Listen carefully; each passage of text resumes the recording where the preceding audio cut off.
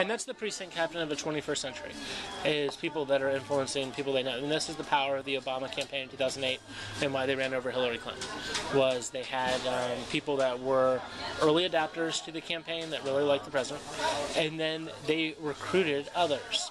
They used their social networking to spread the word, and what would happen is you'd get a couple of Obama supporters on a college campus, and they'd go on Facebook and post a video of his speech and say, look how amazing this speech is.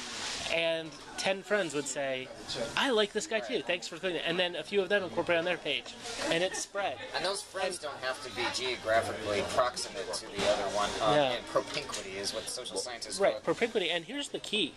The DNC is national.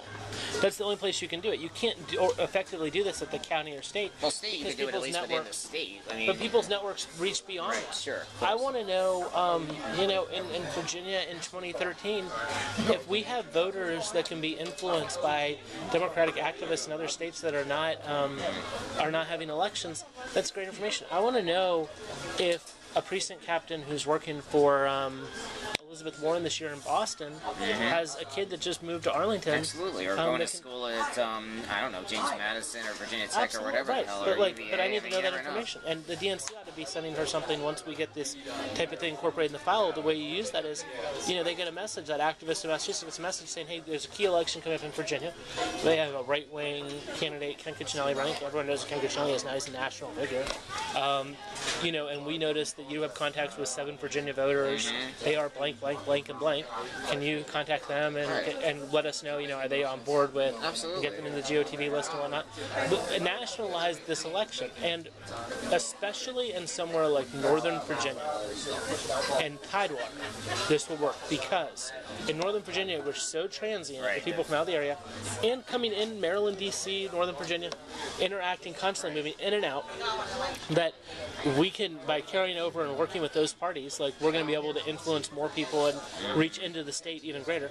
And in Hampton Roads, it's so heavily military. People come from all over the country. And to influence those voters, again, it takes a national level campaign. They're not all native Virginians. To me, this is very exciting. This is an exciting thing about your candidacy. I don't think almost anybody else really gets this. We're still organizing like we're back pre-internet or whatever, and yet that's not the way it works anymore. It's not just like, you know, people going around, I mean, your neighbor, your physical neighbor. Now people are on Facebook or they're on Daily Kos or whatever, they're on a blog, and they're interacting with these people like Teacher Ken has a lot of, have hundreds and hundreds of people following him from all over the country. If he says something on there, he influences them.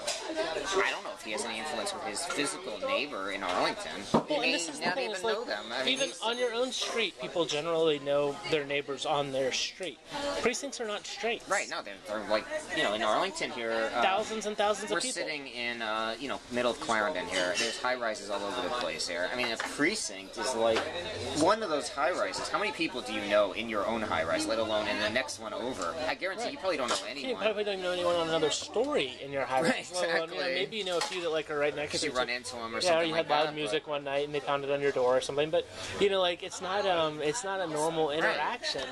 And so the this whole idea that like that's how you organize is it's antiquated, right? I mean, right. It Well, seems kind of obsolete. It works in some places still, and you can't ever do away with the system while it's still working in certain situations. For example, Green Spring Precinct in Fairfax County is Green Spring Village. Is a retirement community.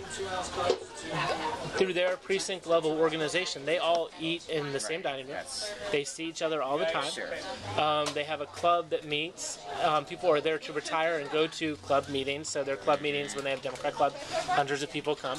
The Democratic precinct captain knows probably almost every Democrat in there. When someone new moves in the community, they meet them.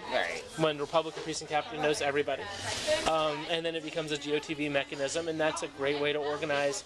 You know, they're not going to organize via social media. No, and they're older, and they probably tend to not use social media as much. And so we still have to use it there. And maybe in minority communities like Latino. But why would we organize a retirement community the way we organize a high-rise?